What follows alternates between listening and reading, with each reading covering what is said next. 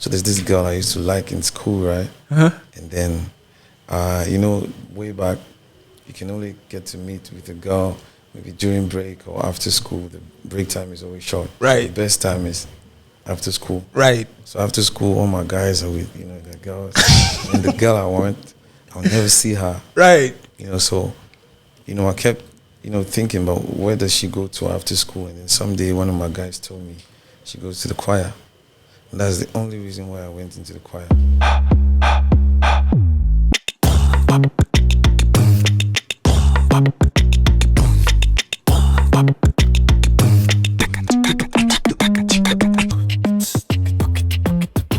In the building to the Lion of Africa, Mr. Leo himself. Welcome, brother. Thank you very much. How you doing? I'm doing great. I think you have been making like some crazy, great strides recently, and I must say it's totally commendable. How is that for you? The changes? Yeah, changes is the only thing constant, and this time around we decided to open another door.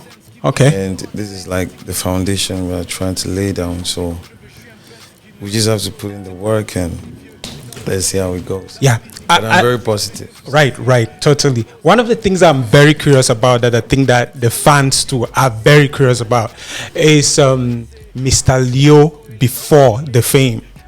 Okay, what are you going to, where were you? Who was Mr. Leo before the fame, before the limelight, like shone on you? Like, okay, maybe I'll just give you a small rundown of, right, who I really am. Real name, Fonyin Sobun Rika Leonard. Right. So should I come from the northwest region of Cameroon. Okay. Bui division, and so to be precise. Right. Both my parents are from the northwest region. But I was born in the southwest, and I grew up in the southwest ever since. So my dad used to work with the penitentiary administration. My dad used to be a prison guard. Okay. He's on retirement now. My mom was and is a farmer. Okay. And a businesswoman ever since, but more farming. Right. And we kind of grew up in between that, that military role in the house and right, farm. And then as a teenager, of course, I tried lots of stuff. I used to be very good at lots of stuff. Right. I used to paint. Oh, okay. I only stopped because family did not support. My dad literally beat that out of me. And, what did your dad beat out of you?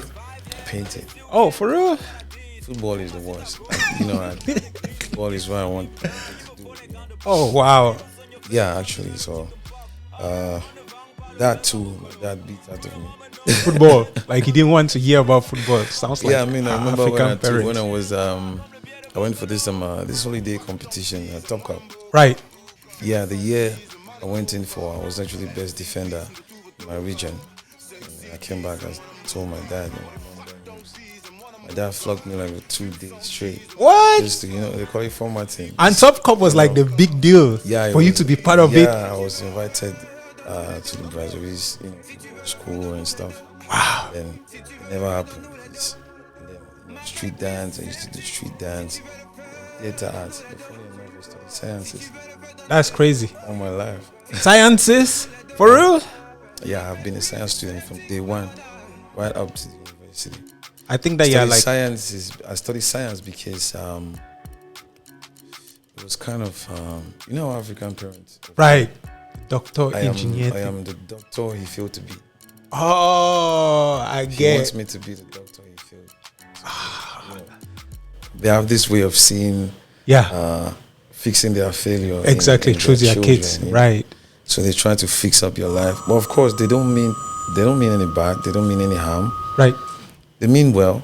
They just have a different perception of what success really is, and how to go about it sometimes. And of course, there's been, revolution and lots of things have changed. Facts. And today you have parents who are literally pushing their kids to go to a football school, right? Because the Tofis came, right? The legendary Mila Roger came, right? So when some people start, proving otherwise, it starts changing the perception. And after that, music came to me last. Okay. Yeah, that's why I always say. So music was not even like the top on the list. Nah, I never dreamed of singing. What? Nah. This is it. How did you make the discovery? That's why I say lots of times I say music chose me. I didn't choose music. Okay. Amongst all the things I could do that I was aware of, sometimes you have you're talented at something, right? But until you put yourself to test, right, you will not even know, right? So I've always been very curious when it comes to singing. When I listen to songs, I'm like, how do people sing this perfect? Right. I always have a different way of listening to music. Right. But I never knew that was a calling, And because of where I grew up and the friends I have and the kind of people I used to, hang around me. Yeah. Singing was almost like a taboo, Real G's in school, and then when you're singing in a choir. Oh. It's like, it's a shame, Okay. So I got into singing, not music. Okay. Through a school choir. Oh. Okay. And I went into the choir because of a girl. A girl? Yeah. What now? Yeah, of course. I went to the school choir because of a girl. So there's this girl I used to like in school, right? Uh-huh. And then, way back, you can only get to meet with a girl maybe during break or after school. The break time is always short. Right. The best time is after school. Right. So after school, all my guys are with, the girls. And the girl I want, I'll never see her. Right. So, I kept, thinking about where does she go to after school. And then someday one of my guys told me she goes to the choir. And that's the only reason why I went into the choir. That's insane. And yes, I got the girl. You got the girl? Yes. Oh. When I say, I mean, we had our something. Right. And then I wanted to move.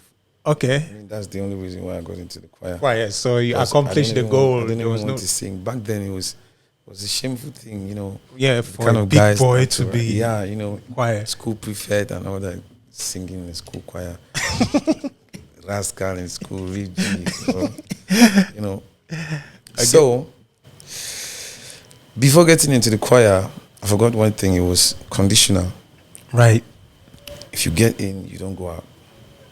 So if you choose to stay, you're there. Wow. If you know you're going to move out, don't come in. I was left between, choosing to go into the choir fully because I want the girl, or forget about the choir and the girl. I choose the girl, so I had to choose the choir. I choose the girl first. Yeah, right. Before, so you had to be in the choir. So I had to be in the choir. And before I know it, I started liking it. And that's how singing started. Wow. But how was it? But this is you're done with the choir. And I think that after the choir, like a couple of things happened in between before you went into music professionally. Exactly. What was the decision, that transition between getting into professional music? What happened is I used to go through a lot in the house. I was that kind of kid that they did not understand, Okay. Like, I would literally decide to be the first in my class and then decide the next time not to be. It doesn't really make much sense to me. Right. School. I was so attached to the things I could do with my hands and my skills, and and I knew like you were versatile. Yeah, I was too versatile, okay. And I was very good at school, but I did not see school like that thing that was going to at the end of it, become the person I want to become. Right. I saw school as a process. I knew every child needs to learn how to read and write. Right. You need to learn how to deal with people. You need to learn that there are certain personalities that you have to put on. Right. Depending on what you want to achieve and all that. Once you start understanding life at that level, you will see that life now is about education. Facts. And education, school is just some small part. Tiny. Really tiny. So that's how I used to see things. And family did not understand me. Right. So they were all bent, school. Like, imagine you have a kid that comes out first in class. Right. And then some wake up one term and just don't go to school. It traumatizes even you, the parent. Totally. I don't see it as important as... And you started realizing that really early? Yeah, a little bit early. I used to think very abstract. like from Form 3 to about Wow. opposite. I would not even go to school with a book. Like when I'm going to school, I just buy my, typing sheets, one room. I Wow. go to school every day with 10 sheets. I come back, I put it in my files. You go to maybe Form 5 when they're studying map reading, Yeah. geography and the rest. I would just go pay somebody, get me videos on YouTube. I can sit in the house and look at it, come back, and then the next day I'm in the class. The teacher is teaching the same things, and he's going to teach one. I cannot rewind. I used to have my own different ways of Right. thinking. Right. Pride and Prejudice. Right. I did not even read the book. I watched the movie. So that's why I would answer a question during the exams and say even things that are not in the book. Right. Because I watched the movie. Like an Now extensive I knowledge. understand it, and then I can send it out my own way. Facts. And teachers in those days, they used to be like, give me what I told you. So I had problems even with teachers sometimes, So talking about that transition, it came at a point where I had so many things I was good at. Right up to farming. If you see Mukolas, understand. I had so many things I was good at, but I did not succeed going, 2 steps further with anyone. Right. So when I started getting to, adolescence and getting into adulthood, it started traumatizing me because I almost became depressed because the things I wanted to do, I'm not permitted, and I'm forced to do just what the parents want, and it became a whole traumatizing situation. And then when I started singing, I realized that each time I sang, it was like a painkiller. Oh, it was therapy for you. Yeah, it became therapy for me. Singing, not even music. Right. So there are times I'll just finish from school, just sit in my classroom. Everyone goes, I stay there, I just sing, I feel myself. Just making sure that when I go back home, the time to sleep is short. Right. It's short. Right. I just, when you just start feeling like the whole world is against you. Right. Even your family is against you. There's no understanding from anybody. Everybody sees you as an idiot. Everybody sees you like pretty much a fool. Like you don't know what you're doing. Right. What they call good for nothing. Totally. Exactly. So all those things almost, got me into a depression. And the singing came as a therapy. And I only discovered so many months into it. I discovered the way I feel each time I sang, the way I feel each time I sat somewhere and sang to myself, it just made me feel good. For once, I started feeling like I have a world of my own. Right. That I can control, that I can decide what to do with. It's something words cannot really explain, but that's the best way I can explain it. So the deeper I went into it, I went into singing. And then I wanted to do music now. So that transition came from me because of that, the too much rage. Okay, I've been singing and singing for 2 years. What next after this? What comes after? Music. Even if you decide that it's a cappella, it becomes music. Right. Doing music, that means you want to start doing it professionally, right? Right. That's how it happened. That's how I took the first step into music. Okay. And of course, I did not just want to do music. I wanted to be the best. Okay. That was my perception from day one. Not just be the best, I wanted to stand out. I'm not used to what the majority does. Right. Like, it's not my thing. Like, okay, the whole world can go towards Gucci. Right. And I'm with Saro, I'm good. Right. As long as I feel good about it. Comfortable. There are certain things in my life that I decide. Society don't decide for me. Right. I decide for my own, Your I well-being. feel good. Right. For my own well-being, for my own mental Right. state. I would prefer to be a radical towards maybe fashion sometimes or towards popular demand. Right. And feel good. The idea is to feel good, not to make people feel good. Totally. About you. Totally. Yeah. So. Did fame surprise you? No. You saw it coming? Yeah, I did. When you started music, you knew that, okay, I'm going to be famous. No. You didn't know you were going to be famous, but it didn't I surprise didn't you even either. know what I was getting into. Now the thing with me is my level of patience.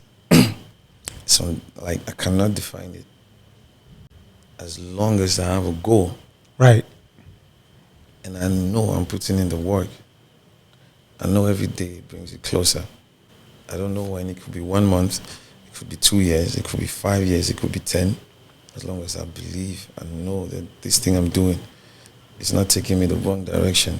This thing I'm doing, I feel that fulfillment. No, the world has nothing to tell me. I'll do it until I get it. So I say I was very sure because I took the time and I put in the work. So I sang for like 2 years, right? And after that, I got into music. Now, I know that being a musician is different from singing. Right. Now I go for research. Like, what do I need to be the best musician? What do I need to stand out? And then I discovered that composition was one major tool, you know. So I took 3 years just to learn composition. For real? 3, yeah. And within those 3 years, I experimented on every genre of music I could lay my hands on. Rapping, R&B. You rapped. I'm a very good rapper. Wow. I'll shock you guys one day. I can't wait to see. Reggae, jazz, blues, everything you can think of. Urban music I did last. So I did all these things because I wanted to make sure I put in that work that's needed to make me the best. So I was not, no rush. It took time. Every day I made sure I write at least one song for 3 years. Wow. And I experimented on all kinds of genres of music. And by the end of 3 years, I was good.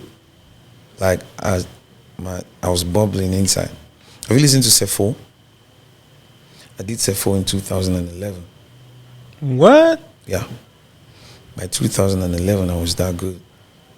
But I released it in 2017, right? Wow. And that was like 5 everywhere. years, like 6 years after.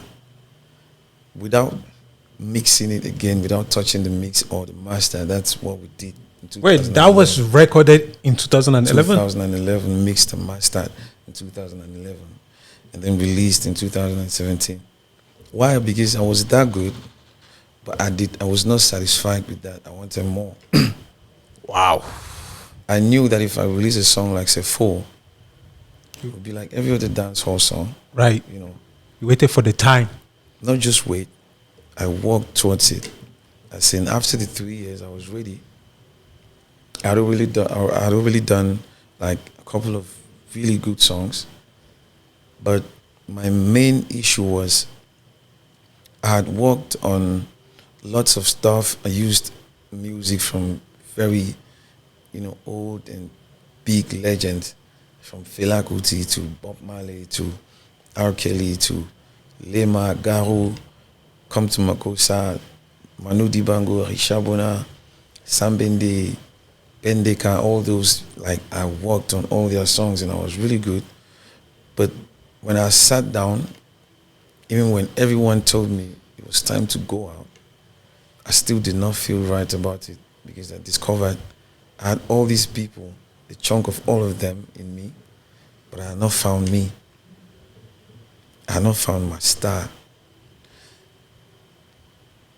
I went back for another 2 years to find my style. I knew I was ready, but I also knew what I wanted. So I went back for another 2 years to make sure I find my style until we kept digging, me and Salatel, digging until Ego Beta came. The day I did Ego Beta, you knew that this was it. This is it. You found it. I found it.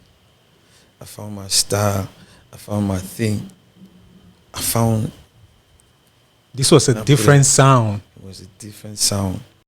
and new And it's to the from industry. there Yes. that I generated almost every formula that I used. And the idea was simple, right? The idea was to do a song that would touch the English and the French. Right. That's the reason for that melange of, you know, Yes. Morocco, Right. English, French, and Everything. And that was like and new. then, yeah, It wasn't and existing. then make sure it touches both generations, the old and the young. Now, for the old generation, we decided to make it cool. You know, they don't like too much noise sometimes. They want to listen. But to bring the new generation into it, I had to speak their language.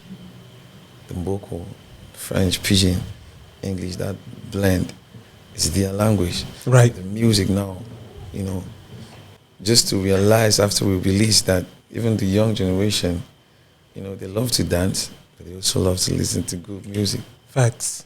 So the moment, actually, when we were ready to drop Ego Beta, apart from me and Salatel and a few other people, everyone kicked against. Nobody believed. What? Because it was a slow song. It was, you know, at that point, the songs that were working, you know, Were just- hard songs, you know, Pingies, Right. you know, all these songs, you know, then, you know. But we took the risk to do it because I believed in it. I could feel it. Nobody could tell me nothing. I could feel like this is it. This is the perfect start. And then we started, and it still did not work like we planned. I mean, before Ego Beta came to Douala and Yaoundé, he had been in the southwest for more than a year, close to 2.